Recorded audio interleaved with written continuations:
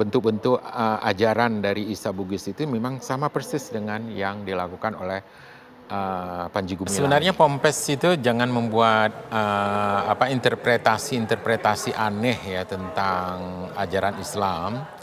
Sebaiknya ya mengikuti Islam mainstream saja, jadi tidak perlu ada hal-hal yang nyeleneh ya, karena itu bisa dianggap sebagai pengembangan dari aliran sesat.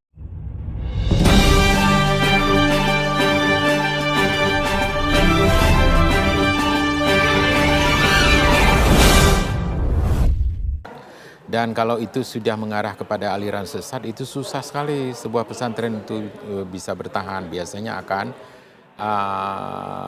akan tutup, akan dibubarkan lah. Tapi kalau misalnya hanya sekedar pelecehan seksual, sodomi, kasus-kasus apa begitu, itu seperti di Loksmawe ya, An-Nahla dan sebagainya itu, dan di banyak pesantren yang lainnya juga, itu masih bisa bertahan.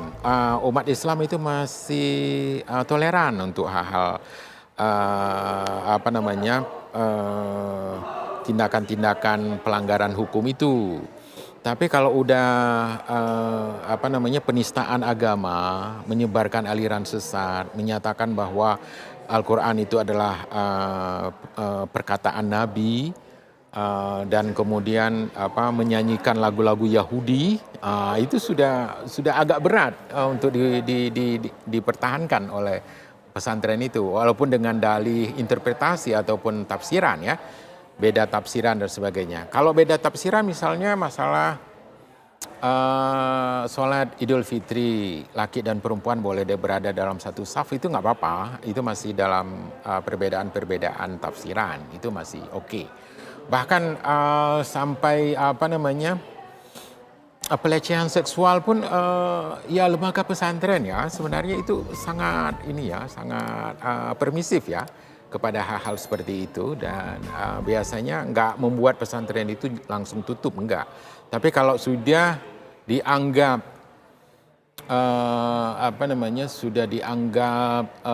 menyebarkan aliran sesat, itu yang berbahaya. Dan saya melihat bahwa apa yang dilakukan oleh pesantren Al-Zaitun ini adalah menyebarkan aliran Isa Bugis namanya. Aliran Isa Bugis. Aliran Isa Bugis itu menganggap bahwa Al-Quran itu adalah perkataan Nabi, bukan perkataan Tuhan.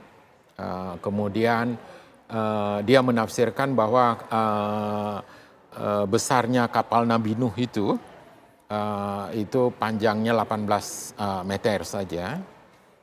Kemudian pokoknya ada tafsiran-tafsirannya yang seakan-akan seperti tafsiran Saintologi. Kalau di dunia barat itu ada aliran keagamaan namanya Saintologi. Semuanya dibuat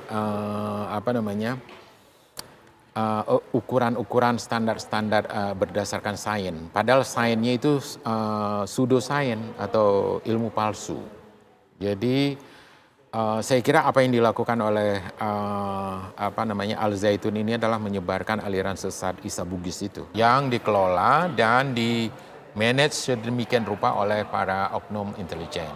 Karena oknum intelijen itu pada waktu itu mendapati banyak sekali pengikut aliran-aliran ini, dan kemudian susah sekali untuk diberantas. Akhirnya digalang atau dibina ataupun dipelihara dan dimanfaatkan untuk tujuan-tujuan ekonomi seperti itu. Jadi semacam birokratik kapitalisme ya.